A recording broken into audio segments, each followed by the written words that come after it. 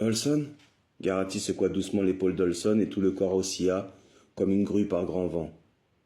Qu'est-ce que c'est? Qu'est-ce que ça signifie? Qu'est-ce que c'est, hein, Alfie? Tout à coup, Garati se mit à bredouiller comme un fou. Olson le regarda d'un air sournoisement calculateur. Garati, chuchota-t-il dans un souffle relent de bouche d'égout. Quoi? Quelle heure est-il? Ah merde! Lui cria Garati. Il tourna la tête vivement, mais Stebbins regardait fixement la route. S'il se moquait de lui, il faisait trop noir pour le voir. Garati? Quoi? Répéta-t-il plus calmement. Jésus te sauvera. Olson releva complètement la tête. Il commença à se diriger vers le bas-côté. Il marchait vers le half-track. Avertissement, avertissement 70. Olson ne ralentit pas du tout le pas. Il marchait avec un air de dignité bafoué. Le brouhaha de la foule se tut. Tout le monde le regardait avec des yeux ronds. Pas un instant Olson n'hésita. Il atteignit le bas-côté, il posa ses mains contre le flanc du half-track. Il entreprit péniblement d'y grimper. « Olson !» hurla Abraham, suffoqué. « Hé, c'est Hank Olson !» Les soldats levèrent leurs armes en 4 temps avec une parfaite synchronisation. Olson employa le canon le plus proche de lui et l'arracha des mains qui le tenaient comme si c'était un bâton d'esquimau. Le fusil alla retomber bruyamment dans la foule. Elle s'en écarta peureusement, en poussant des cris perçants comme d'une vipère.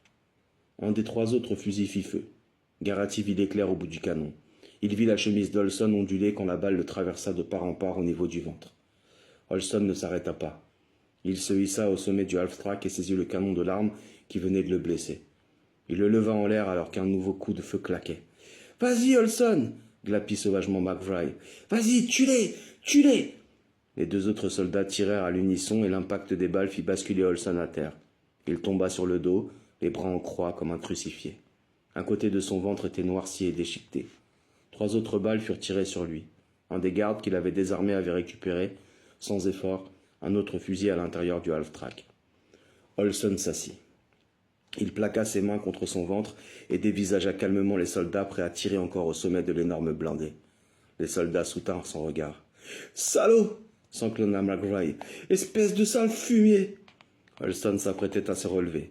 Une nouvelle volée de balles le renvoya sur le dos. Garati entendit du bruit derrière lui. Il n'eut pas besoin de se retourner. Il savait que c'était Stebbins. Stebbins qui riait tout bas. Olson se rassit. Les fusils étaient toujours braqués sur lui, mais les soldats cette fois ne tirèrent pas. Leur attitude indiquait plutôt la curiosité. Lentement, posément, Olson se remit debout en se tenant le ventre. Il parut renifler en l'air et direction, reprit le sens de la marche et avança en vacillant. « Qu'on l'achève !» hurla une voix scandalisée. « Par l'amour de Dieu, qu'on l'achève !» Les intestins d'Olson, comme des serpents bleus, glissaient lentement entre ses doigts.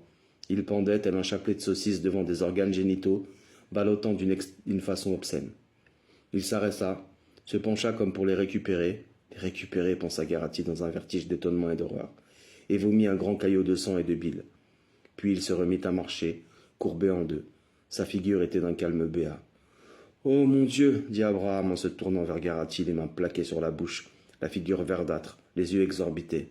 « Dieu de Dieu, Ray ! Quelle saloperie !» Abraham vomit entre ses doigts. « Allons, pensa Garati avec détachement. Voilà ce vieil Abraham qui va au refil. Et la suggestion 13, Abby. »« Ils lui ont tiré dans le ventre, dit Stebbins derrière lui. Ils ont fait ça exprès, pour dissuader les autres de tenter le coup de la charge de la brigade légère. Écarte-toi de moi, gronda Garati. Fous-moi le camp ou je te casse la gueule. Stebbins recula vivement. Avertissement, avertissement 88. Le rire de Stebbins fusa doucement. Olson tomba à 4 pattes, la tête pendant entre ses bras. Un des fusils tonna et une balle fit sauter un éclat d'asphalte à côté de sa main gauche avant de ricocher en sifflant. Lentement, péniblement, douloureusement, il se remit sur ses pieds. Il joue avec lui, pensa Garati. Toute cette affaire doit les ennuyer terriblement, alors il joue avec Olson. Est-ce qu'Olson est drôle, les gars?